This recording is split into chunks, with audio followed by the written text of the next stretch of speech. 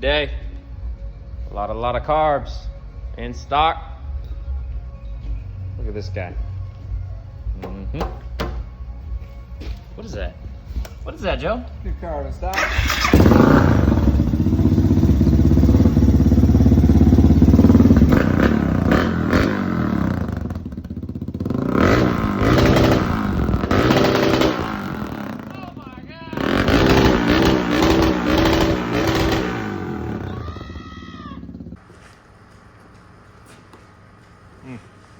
Getting my gloves dirty, man. Oof. Thing's brutal. Think I can still work on the LFA? Yeah. Oh, not anymore. Look at those. Oh. I don't know where I got these, but I've always wanted to use them. Oh, already falling apart. Anyhow. Let's Look talk like about Mickey it. Mouse. Yeah, huh? Mario. Surgical carb guide. All right. We've got a few carbs here. Just got a shipment in. Thought we would talk about a few different versions that late 90s this came out. We'll start with that. We'll move all the way up to the newest version that they pretty much stopped production. This is the last generation that came from Keihin. And a lot of people think just FCR MX, but there's actually 3 versions. So there's just the newest one, and we'll go through the differences. And if you have something that looks like this, don't worry, don't throw it away. I mean, this is definitely close. I mean, this guy spray painted the actual slide. Oh man. We can bring it back to life. You think so? Yeah. Oh yeah. A couple years ago, I would cry if I seen this. But hey, you are a carb god for a reason. Or, you know, it's probably a little on the I don't want to offend anyone, so we'll. It's pretty godly. It's okay. You are pretty good. So Carb god. We'll show a few pictures before and after, and it's insane. You make old carbs look better than new. I just don't understand. Smart man. So, all right, we got the FCR here. I think these originated from the street bikes racing GP, if I do remember. It was definitely before my time. This is at least 25 years ago. So you got the slant slide. It still has a TPS. Most of them are not adjustable. This one doesn't have it here, but you can see this is the same design right here on this one. It's the first version FCR MX. Then you got your choke and your hot start. This one's only got a choke. You got the easy adjust for your idle. Then you got your fuel air screw. This is where you replace your main jet, and you can most likely get your pilot, at least on the FCR MXs you can. I obviously can't remember when this one had sold. So this is what you find on bikes like the DRZ400E, older KTMs, the 426s, some of the Enduros of the time. So there's nothing wrong with it. They just don't make this stuff anymore. There's a lot of knockoffs that are starting to reproduce this stuff, and you know what? Haven't tried them, so I can't knock them. But yeah, give them a go and see how they work. Let us know, because we can definitely sell you parts, because I'm pretty sure they're close to the same if you need anything when they do wear out. So got the FCR MX 39mm. This is what everyone runs for upgrades, like the DRZ400 SM. This is what everybody wants. This is what everyone sells. They don't sell them with the TPS though. They just sell them without it. The TPS can adjust how much spark is pushed to your motor, especially on like throttle bodies. If you adjust it, it can actually add more fuel. So it's an easy way to make power. That's why it's important to have these. Some companies tell you don't need them. I'm not going to say who, but it's just you know, there's a reason why your fastest cars in the world have them. So this is just an upgraded version, obviously.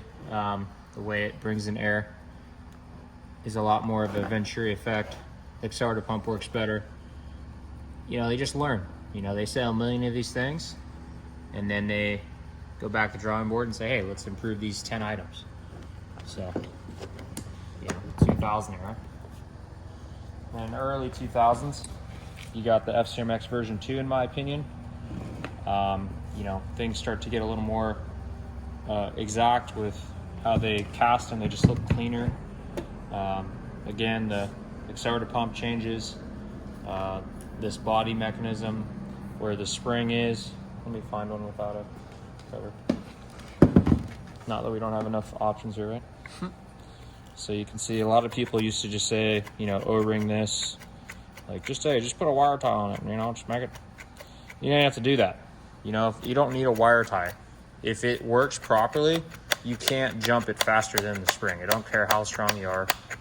You're not going to move it. So the wire tie mod's only for things that are worn out, to push this manually. So be careful of people that say, oh, you know, JD O-ring mod or whatever.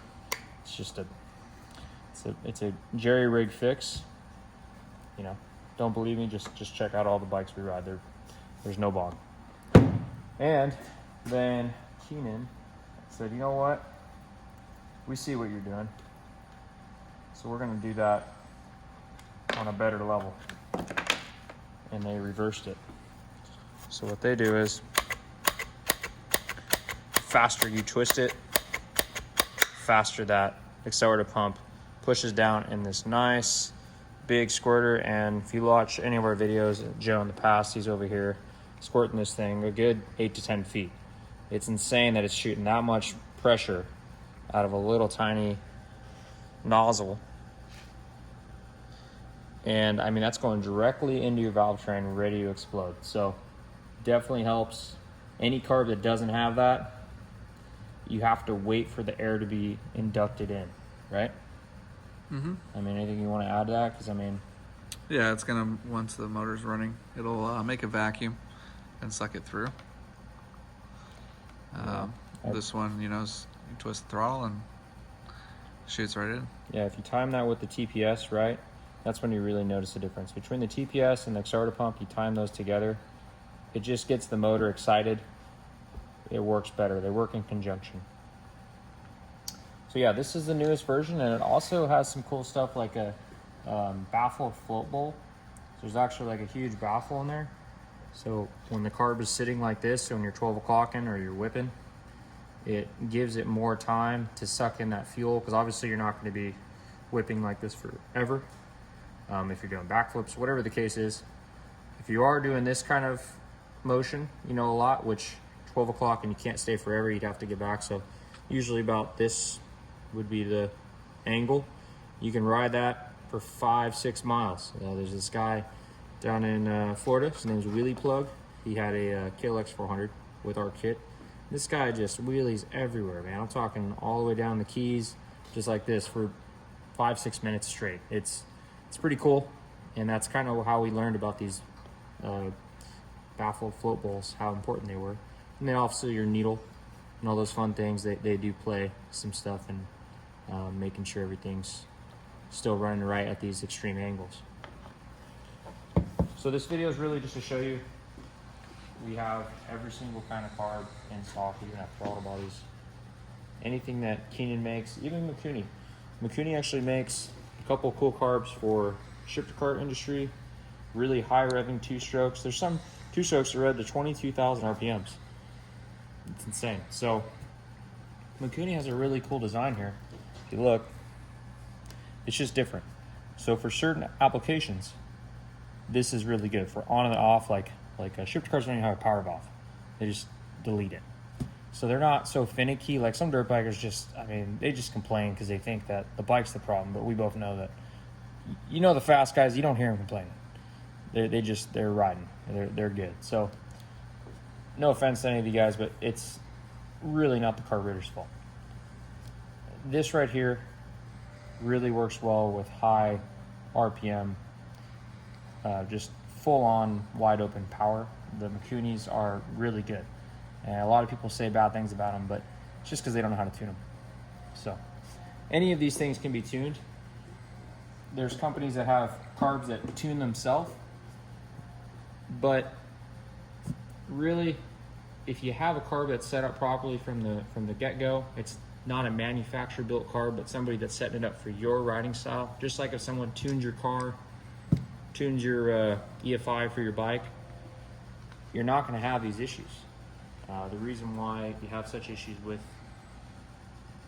you know, your turnkey OEM is you got emissions for every state, and you know, California, its own country, they really are hard on bikes. I mean, they have their own cylinder head code and their own part numbers for just California bikes. And you go to auctions and you'll try to buy, I don't know, let's say a CR450X like it is over there, and it will only be able to sell in every other state if it's not California compliant. And that means it has to have all the emissions and smog stuff that comes out of the cylinder head. So it's really hard for the OEMs to sell to every single part of the world. They don't want to make 30 different carburetors. So they just set them up, one part number, make it simple. Unless you're Honda, they make like 50 part numbers for every single year. It's pretty funny. But really, you just don't have to worry about your carbs. If you're a billy goat and you go up in elevation more than 3,500 feet, then yes, you will most likely have to change a main jet. You can change a main jet on any of these bikes in about 5 minutes, even on a DRZ. It's super easy. But if you're doing a huge mountain ride, I'll tell you, any carb that you have, even fuel injection, you're going to want to adjust it. It's not going to just run great. If you're really going to push the bike to its full potential, any bike, any car, anything, you're going to want to map it for the place you're at. Everything runs out of map eventually, right? I mean, it's just how it is. I mean, there is a limit to everything. Fuel injection is just a computer-generated jetting setup, and I really do appreciate fuel management like that. But it's not saying that you don't have to touch it. You still have to jet it and set it for your bike. You can't just put a pipe on and open up your airbox and it just adjusts itself. You have to get it tuned. Same with the carb. So nothing's really changed. It's just a computer is controlling more minute tolerances, which is awesome, but don't get it twisted. A carburetor is still great. So just because you got a fuel injected bike doesn't make you a better rider. It is you are getting with the times, but really, if you want to get ahead of the times, get on an Alta, get on something electric, even though they're going to be kind of hard to find parts for right now. That's where it's all at. You want the most power, you want the easiest bike to ride. Forget the recluse clutch, forget the electron carburetor, forget all that. Just get an electric bike. It really gets down to that. So, moral of the story is, we've got carbs for any bike. So, if your bike doesn't have a carburetor anymore that's available from OEM, we have the exact replacement from Keihin in stock, or we can get it. Doesn't matter. Back from 1975 to 2020, 2021, we got them all. So there's a lot of bikes out there that still run carburetors. You'd be surprised. Like Beta, Gas, Sherco, SWM. These companies are coming up in the world and they're doing great, and their customers are happy. They seem like they really care about their stuff, so we're here to sell those parts as well. So anything you need, carbs, full engines, pull another bike, we got you.